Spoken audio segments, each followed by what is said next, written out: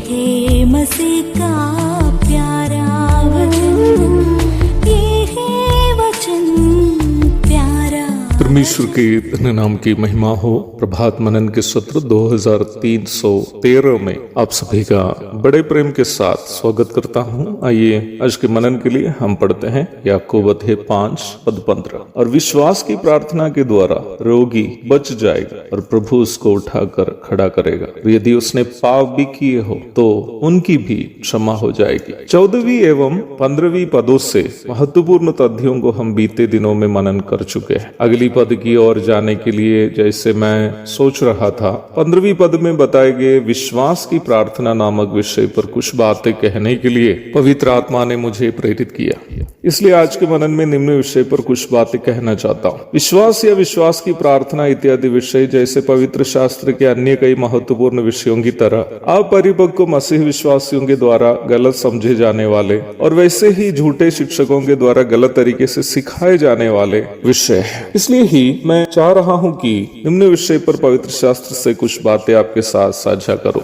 कई मसीहियों की सोच यह है कि बाइबल इस प्रकार सिखाती है कि हम जो चाहते हैं उसे अवश्य प्राप्त करने का विश्वास के साथ यदि हम परमेश्वर से प्रार्थना करेंगे तो परमेश्वर हमें वो अवश्य प्रदान करेंगे। कई झूठे शिक्षक लोग भी उन्हें सुनने वालों के स्वार्थ का शोषण करने का इरादा से यही प्रचार करते हैं कि विश्वास से प्रार्थना करो, आपकी मनोकामना पूरी हो जाएगी। वास्तव में बाइबल में बताया गया विश्वास की प्रार्थना यदि मनुष्यों की मनोकामनाओं की पूर्ति करने वाली केवल हो तो निम्न प्रार्थना और जादू टोना करने वालों के पास जाकर अपनी मनोकामना जैसे पसंदीदा लड़की को फंसाने की पूजा, पड़ोसी को नुकसान पहुंचाने के लिए की जाने वाली पूजा, लॉटरी मारने के लिए की जाने वाली पूजा इत्यादि पूजाओं से बाइबल में बताई गई प्रार्थना का कोई फर्क नहीं होगा। पर आपको ये समझना जरूरी है कि बाइबल में बताए गए विश्वास से की जाने वाली प्रार्थना वो नहीं है। परमेश्वर हमारा आसमानी बाप होने के कारण परमेश्वर से हमारी कोई भी आवश्यकता कहने का स्वतंत्रता हमें है। मैं ये बात उन लोगों के बारे में कह रहा हूँ जो यीशु मसीह के द्वारा पाप क्षमा एवं उद्धार प्राप्त किए हैं, क्योंकि वही लोग परमेश्वर की संतान है। यूहन्ना 1:12, गलाती 3:26। परंतु हमें जो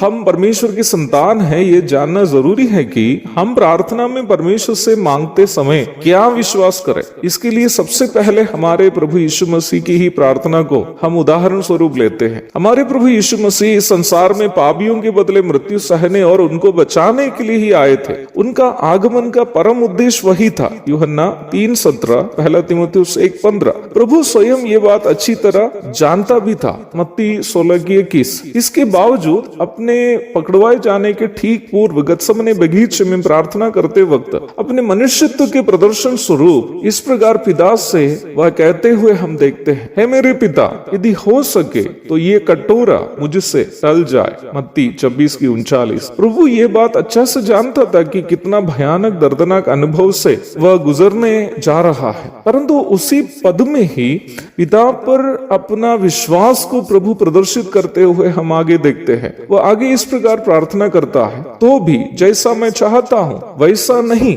परंतु जैसा तू चाहता है वैसा ही हो। विश्वास से की जाने वाली प्रार्थना के लिए इससे भी स्पष्ट उदाहरण दूसरा नहीं है। यद्यपि परमेश्वर से कुछ भी मांगने का स्वतंत्रता उनकी संतान होने के कारण हमें क्यों न हो, हमारा विश्वास यही होना चाहिए कि परमेश्वर हमारे जीवन में वही करेंगे जो हमारा जीवन से परमेश्वर का मकसद है। निम्न विषय का एक और स्पष्ट उदाहरण पुराना नियम में दानियल की पुस्तक में हम देखते हैं। शद्रक, मेशक एवं अबेदनगो नामक 3 यहूदी युवक न्याय व्यवस्था में दिए गए मूर्ति पूजा नहीं करने का आदेश का पालन करने हेतु बाबिलोन के महान राजा नबूकदनेस्सर के द्वारा खड़ी की गई बड़ी मूर्ति के सामने दंडवत करने से इनकार करते हैं। मूर्ति का दंडवत नहीं करने का दंड आग की भट्टी में फेंक दिया जाना था। आग की भट्टी में फेंक दिए जाने के पूर्व राजा नबूकदनेस्सर तीनों युवकों को अपना निर्णय को बदलने का एक और मौका दिया। इस पर उनकी प्रतिक्रिया इस प्रकार थी, हमारा परमेश्वर जिसकी हम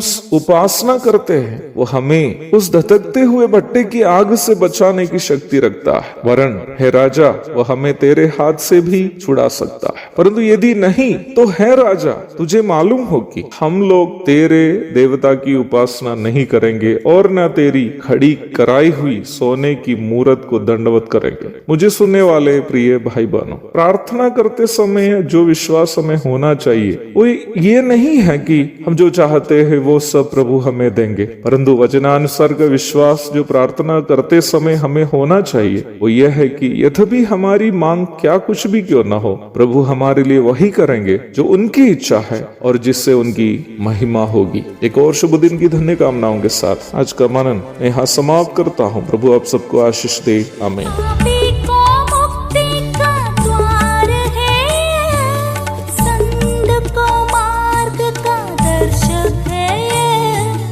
विश्वास जो करते हैं उसके